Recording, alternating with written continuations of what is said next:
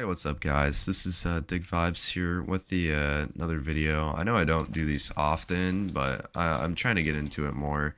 I was planning on today doing a how to play Catalyst guide. I know a lot of people have been asking how to play Catalyst. Not many people really understand her kit or how she's supposed to be played in a correct manner.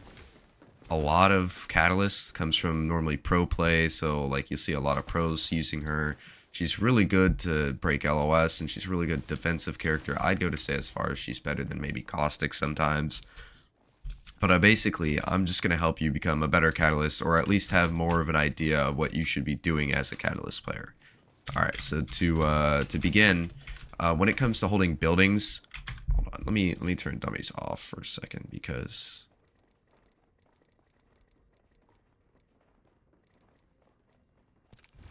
there we go. Sorry about that. I also apologize in advance if my keyboard is a little loud in the recording. So when it comes to holding buildings, you always need to be the first one in. You need to be setting up any entry point. So in this building, if you were to get in here and the team's chasing you, or you're trying to hold a spot in zone, you want to secure your biggest threats. So that back door, along with this double door, are probably your biggest threats on the bottom floor. And then you could just use spikes on the other door and just place them like this, so that way no one can really get on the outside of the door. But the moment that someone tries to break this door, I'd advise that if you can, you move the spike to like this, so that way it's harder for someone to enter. Because if your spike is still like this, as soon as they break the door, they could easily just shoot your spike when it pops up. So just making it harder on the enemy.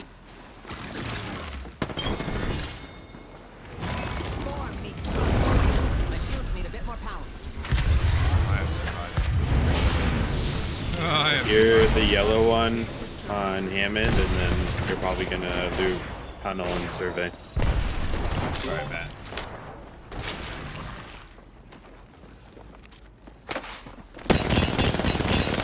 Enemy shield.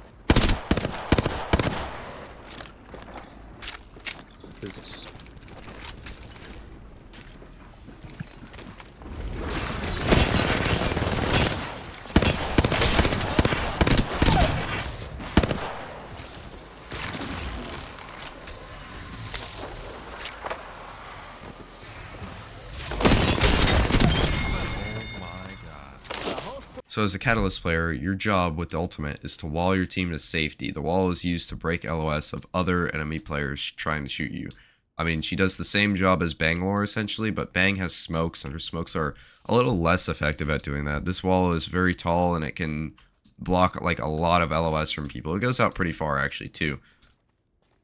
So you need to just be able to do a good job at blocking LOS from people. So essentially, if you were to try or attempt to block LOS from someone, like let's say for example, like someone's up here trying to shoot you, in this situation, if you're pinned to something and someone's got high ground above you, you want to make a wall like diagonal like this, so that way it gives you more space immediately. Like if your backs are to the zone's back here, and there's a team up here and you're sitting below them, as the Catalyst player, your job is to wall either closer to them over here, but that would probably be a worse play because they'd still be able to have LOS on you from a point. So it would be better to make a wall like this, so that way it gives you more space to play. Because the more space you have to play, the more chance you have of winning the game. Because those guys are eventually going to have to move off that high ground. Let's give another example for a wall. Let's see. Let's say this is like an end zone, right? There's a giant circle here. There's 3 squads left. You have this one side of the zone, a team has this side of the zone, another team has this side of the zone. When you're in this type of situation with a Catalyst, you want to make sure that you cut off a part of the zone, but also you want to make sure that your wall is touching both ends of the zone, so no one thinks of wrapping it. So let's say like zones right here. That's where the edge of it is, and there's a team here, and then there's a team here. As long as you do a wall that's like right about here, and the zone is like around here touching, the zone will slowly like collapse on this wall, making this wall a really good wall, because the other 2 teams are forced to fight. You are isolating yourself, and the other 2 teams are going to look to make a play on each other because they know the wall went down, and they don't really want to chow at half the time. I mean, sometimes maybe teams might Horizon Q and ult you, but it's very unlikely once this wall's down. You might get counterwalled too, So you need to play like really defensive on it, because a lot of people tend to do that. As soon as you, if you're the first one to wall, people will counter wall you to cut your LOS off and take some of your space. In another situation, let's see. Obviously, if people are like, let's say people are here looking at you and you guys are jumping out of building, having to run to zone, you want to make like a good wall. You want to try and get it as far as you can and use like the closest cover to the wall. Like if you guys are trying to run into a field and there's no like actual cover or like anything that's really playable that you think would let you guys survive, just try your best to get it to some cover so that way your teammates can reset, you know. And you don't always have to when you're using the wall, you don't always have to run over instantly with it. Like you could place the wall and wait like at least like maybe 3 seconds, 5 seconds before you even really do anything. That's what I see with a lot of players. Like sometimes when people are playing Rampart, or when Rampart's in meta for like comp, people will place walls and immediately run through, and I see people get easy like just one clips with Sheila through the wall because they could easily just know that the player is going to run through. So you could just place the wall, cut their LOS, fake running for a second, and then start running. And then as soon as you're here, like you have like the closest bit of cover right here. If you need to heal, you heal, and then you just keep moving to take more space. I mean, other than that, that seems to really be like the only thing. Like Catalyst walls, just take a little bit of thought put into them before you throw them out. Like I know I've had a lot of randoms play Catalyst and ranked, and I have seen probably the craziest things, the shortest walls.